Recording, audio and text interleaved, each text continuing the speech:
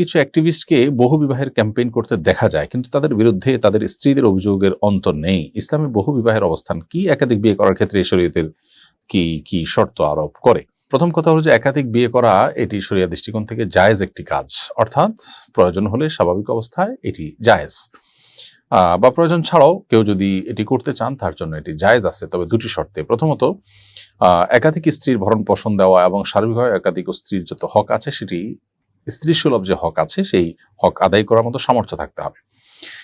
দ্বিতীয় শর্ত হলো যে একাধিক স্ত্রীর মধ্যে সমতা রক্ষা করবার মতো সেরকম দৃঢ়তা, মনোবল এবং আত্মবিশ্বাস থাকতে হবে।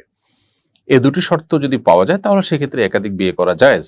আর যদি এই দুটি শর্তের কোনোটি পাওয়া না যায়, অর্থাৎ তিনি যে কোনো একজন স্ত্রীর প্রতি ঝুঁকে পড়বেন, অপরজনের প্রতি বৈষম্য করতে পারেন, তার ক্ষেত্রে ইনসাফের ঘাটতি করতে পারেন, এরকম আশঙ্কা যদি থাকে তার নিজের ব্যাপারে, তাহলে সেক্ষেত্রে তার জন্য একাধিক বিয়ে করা জায়েজ নয়। ঠিক একইভাবে একাধিক বিয়ে করে স্ত্রীদের ভরণ পোষণ দিতে না পারলে, তাদের জৈবিক চাহিদা পূরণ করার মতো ক্ষমতা না থাকলে, সেক্ষেত্রে তার জন্য একাধিক বিয়ে করা কিন্তু জায়েজ নয়।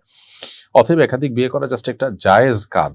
এই জায়েজ কাজকে নিয়ে অনেক বেশি বাড়াবাড়ি করা বা এটাকে প্রতিষ্ঠা করার জন্য অনেক বেশি চেষ্টা করার কোনো বিশেষ যৌক্তিকতা নেই। তবে এটা ঠিক যে আমাদের সমাজে একাধিক বিয়ে নিয়ে নানা রকমের ট্যাবু আছে এবং মানুষের ভুল ধারণা আছে, সেটি ভাঙানোর জন্য আলোচনা হতে পারে, এবং সেটি ভাঙানোর উদ্দেশ্যে কেউ যদি এই জায়েজ কাজটি করেন ওই যে শর্ত সাপেক্ষে, তাহলে সেটা মৌলিকভাবে প্রশংসনীয় কাজ। কিন্তু তিনি নিজেই যদি বেইনসাফির মধ্যে পড়ে যান এবং স্ত্রীদের হক বা অধিকার সঠিকভাবে আদায় করতে না পারেন, তাহলে সেক্ষেত্রে তার জন্য কিন্তু এটি জায়েজ নয়।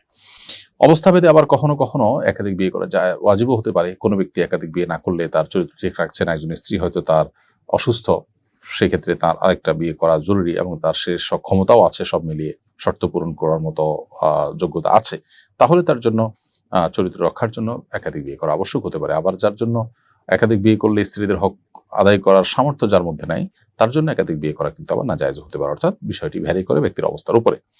আমার পছন্দের